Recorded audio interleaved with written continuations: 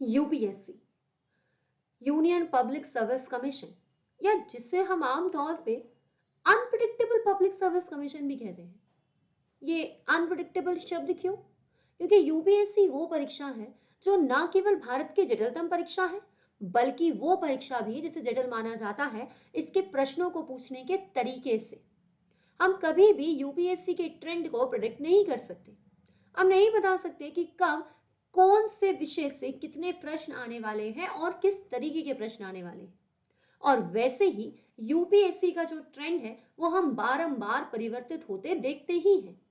और जहां तक बात है उस विषय की जो सबसे अधिक परिवर्तित होता हुआ दिखाई देता है, वो है एनवायरमेंट एंड इकोलॉजी, पर्यावरण और पारिस्थितिकी। 2013 से यूपीएससी प्रीलिम्स में इन्वायरमेंट का पोर्शन बहुत अधिक पूछा जाने लगा, लेकिन उसके बाद से यही एक धारणा बन गई कि इन्वायरमेंट एंड इकोलॉजी से जो क्वेश्चन आते हैं वो करंट अफेयर्स बेस्ड होते हैं।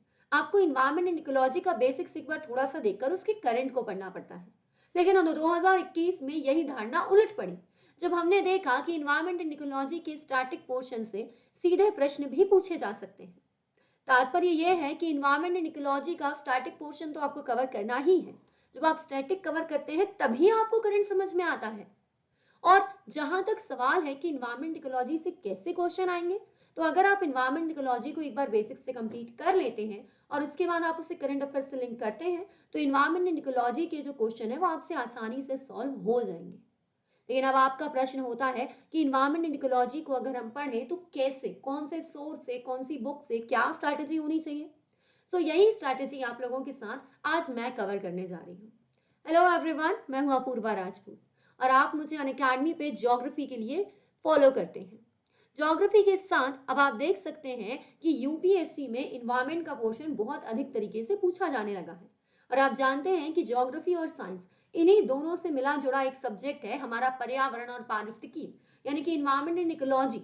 तो जहां तक बात है इन्वायरमेंट इकोलॉजी की स्ट्रैटेजी की, आपको इसको इस तरीके से पढ़ने की जीएस पेपर नंबर 3 में आपसे मेंस में जो प्रश्न पूछे जाए आप उन्हें भी सॉल्व कर सकें और प्रीलिम्स में भी। इसके लिए आपको इसका सिलेबस, इसका ट्रेंड और इसे पढ़ने का अप्रोच सब कुछ समझना होगा। जहां तक बात है इसके सिलेबस की, सो यूपीएससी प्रीलिम्स में तो एक लाइन में लिख दिया गया है कि पर्यावरण और पारिस्थितिकी का सामान्य अध्ययन। लेकिन जहां तक बात है आपके मेंस की, तो जीएस पेपर नंबर 3 में आपको जैव विविधता, पर्यावरण प्रदूषण, इन सब के बारे में पढ़ने को कहा गया है। तो जहां तक बात होती है कि हम इसके सिलेबस को अगर ज्यादा एलोबरेट करें, तो हमें एनवायरमेंट एंड इकोलॉजी का जो बेसिक अंडरस्टैंडिंग है वो पता होनी चाहिए।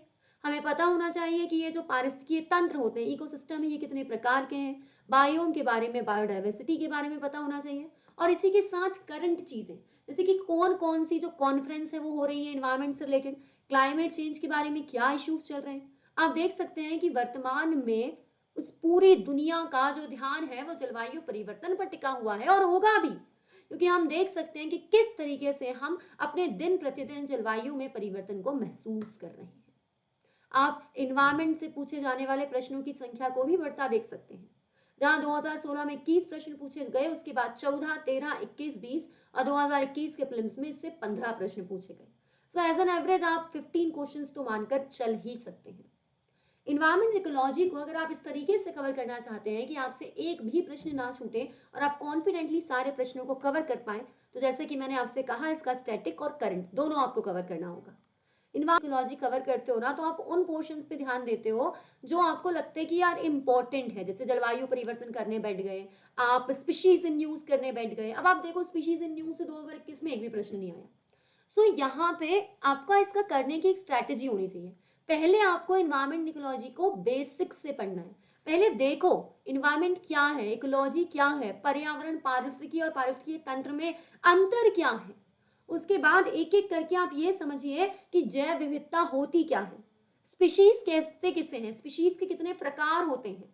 उसके बाद आप सीधे नेशनल पार्क पे जंप करते हैं कि भारत के सारे नेशनल पार्क याद कर रहे हैं। This is not the thing. आपको समझना होगा कि कंजर्वेशन करना क्यों है जैव विविधता का। फिर देखना होगा कि इंसीटू एक्सीटू में अंतर क्या है।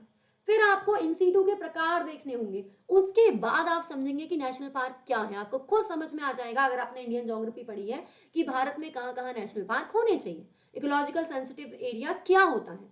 सो आप लोग खुद से भी कवर कर रहे हैं तो ये सब्जेक्ट आपके 50 घंटे लेता है लगभग। 30 दिन आप अगर इसको देंगे, डेली आप 2 घंटा पढ़ें और 30 दिन इसको दें, तो ये सब्जेक्ट आराम से कवर हो जाता है प्रीलिम्स और मेंस दोनों के लिए। बट इसमें अगर कोई चीज मायने रखती है तो वो है क्रम, कि आप किस क्रम में चीजों को कवर कर रहे हो। तो मैं आपसे यही कहूंगी कि पहले बेसिक्स करो, उसके बाद आप एक क्रम में बढ़िए। अगर आप देखना चाहते हैं कि किस टॉपिक के बाद कौन से टॉपिक को कवर करना चाहिए, तो यूट्यूब पे भी मैंने इन्वायरमेंट इकोलॉजी का बेसिक्स पढ़ाया हुआ है और प्लस पर तो ये कोर्स आ ही रहा है। चलिए, आप अगर आपको फिर भी अगर इन्वायरमेंट इकोलॉजी में कोई भी प्रॉब्लम है तो प्लीज कमेंट बॉक्स में बता दीजिए। Thank you so much.